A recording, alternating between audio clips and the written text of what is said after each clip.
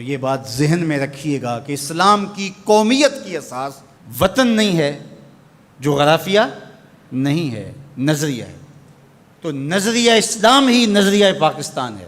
پاکستان کا جغرافیہ بعد میں ہے، نظریہ پہلے ہے۔ دنیا پہ ملک پہلے بنتے ہیں، پھر دیکھا جاتا ہے کہ اس کا نظریہ کیا ہوگا، آئیڈیالوجی اس کی کیا ہوگی۔ لیکن پاکستان کا مطلب کیا؟ لا الہ، یہ نعرہ پہلے گونجتا ہے اور پھر ملک حاصل کیا جاتا ہے۔ تو یہ ایسا ملک ہے جس کا نظریہ اس کے جغرافیے سے مقدم ہے۔ دنیا کے اوپر ایک اور ملک بھی ہے جس کا نظریہ اس کے جغرافیے سے مقدم ہے، بلکہ اس کا جغرافیہ ابھی تک متعین نہیں ہے، وہ اسرائیل ہے۔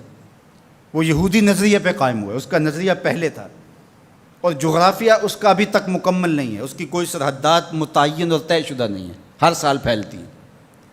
چونکہ ان کا نظریہ غالب ہے اور وہ نظریہ یہود کے اوپر اس ملک کو حاصل کرتے ہیں، اس ٹکڑے کو حاصل کرتے ہیں، پھر اس کے بعد اس کا جغرافیہ پھیلنا شروع ہوتا ہے۔ آج بہت شور ہے کہ عربوں نے تسلیم کر لیا اسرائیل کو، اور بعض دانشور ہمیں بھی یہ مشورہ دیتے ہیں کہ پاکستان کو بھی یوں کر لینا چاہیے۔ جب عربوں نے کر لیا، ان کی ہمسائیگی ہے، ان کا مسئلہ ہے، ہم کیوں نہ کریں؟ تو یہ بات ذہن میں رکھیے گا کہ یہ عرب ریاستیں جو بنی ہیں، یہ نظریے کی بنیاد پہ نہیں بنی، یہ لسانی بنیادوں پہ کھڑی ہوئی ہیں۔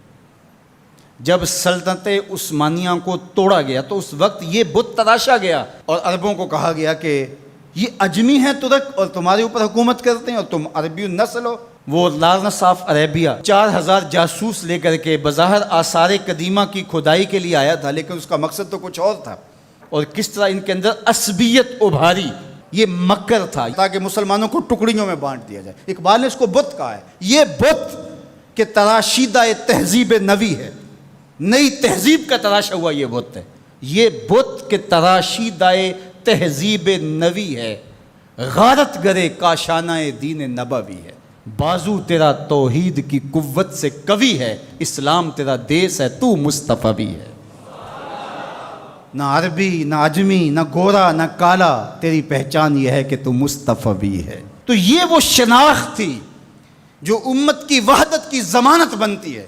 تو آج اگر کسی ایک ملک نے تسلیم کر لیا ہے اور کل دوسرا ملک تسلیم کر لے گا، لیکن میں آپ کو ایک بات بتاؤں اور وہ غور سے سن لو، وہ یہ کہ ساری دنیا بھی اسرائیل کو تسلیم کر لے، پاکستان تسلیم نہیں کرے۔ وہ کیوں؟ اس لیے کہ ہماری اساسی نظریے کی ہے، ہمارا وطن بنا ہی دو قومی نظریے کی بنیاد پر ہے۔ تو اسرائیل بھی اپنے یہودی نظریے پہ کھڑا ہے اور وہ عالم اسلام کو کھا جانے کی سازش کر رہا ہے، ہم ایسا نہیں ہونے دیں گے انشاءاللہ۔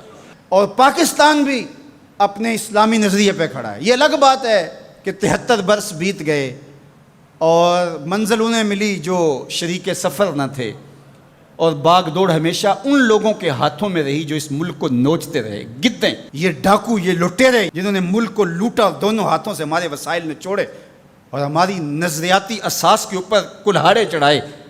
اور کبھی انہوں نے کہا کہ یہ ایک لکیر ہے درمیان کے اندر، کبھی کہا وہ بھی آلو کھاتے ہیں، ہم بھی آلو کھاتے ہیں۔ یہ کیا قائد اعظم کو نہیں پتا تھا؟ یہ علامہ اقبال کو نہیں پتا تھا؟ جن لوگوں نے قربانیاں دیں، جن ماؤں کی چھاتیاں کاٹ دی گئیں، عزتیں بچانے کے لیے کنویں میں چھلانگیں لگائیں، یہ کتنی دردناک کہانیاں ہیں۔ ماں کی گود سے بچہ چھینا جاتا ہے اور یوں ہوا میں اچھالا جاتا ہے اور پھر کرپان سے اس کے ٹکڑے کیے جاتے ہیں اور پٹک کے زمین پہ مارا جاتا ہے اور اس کے اعضاء بکھر جاتے ہیں، لیکن ماں رونے کی بجائے کہتی ہے پاکستان کا مطلب کیا؟ لا الہ الا اللہ۔ کیا یوم حساب نہیں آنے والا؟ جنہوں نے اس ملک کو نوچا ہے، اس ملک کے نظریات پہ کلہاڑے چلائے ہیں، مختلف جگہوں پہ بیٹھ کر کے اس ملک کو کھوکھلا کرنے کی کوشش کی ہے، وقت آنے والا ہے۔ یہ ملک مٹنے کے لیے بنا ہی نہیں ہے، یہ قیامت تک قائم رہنے کے لیے معرض وجود میں آیا تھا۔ یہ ملک امانت ہے اللہ کی ہمارے پاس، یہ رسول اللہ کی نگاہوں کا فیضان ہے۔ میرے عرب کو آئی ٹھنڈی ہوا جہاں سے، میرا وطن وہی ہے، میرا وطن وہی ہے۔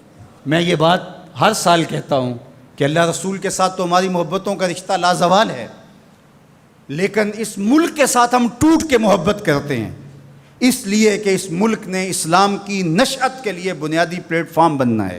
پاکستان سرخرو اور بامراد ہوگا، اللہ ایسے رجال یہاں سے پیدا کرے گا۔ بس آپ اپنے حصے کا کام کریں، جو آپ کی ذمہ داری ہے اس کو نبھائیں۔ جمعۃ المبارک میں حدیث پاک میں ہے کہ ایک ایسی گھڑی ہوتی ہے جس میں ہر دعا قبول ہوتی ہے۔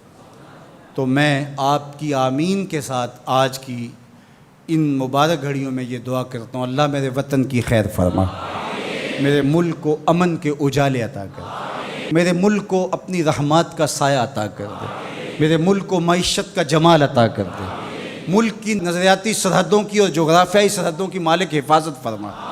اللہ جو اس ملک کو میلی نظر سے دیکھے اس کو خاصر و برباد کر دے۔ پاک فوج کی قدم قدم پہ حفاظت فرما، پاکستانی قوم کی خیر فرما۔ ایک نعرہ بلند کر دیجئے اپنے جذبوں کے اظہار کے لیے، نعرہ تکبیر، نعرہ رسالت، اسلام، پاکستان کی محمد سے وفا تو نے تو ہم تیرے ہیں، یہ جہاں چیز ہے کیا لوح و قلم تھے۔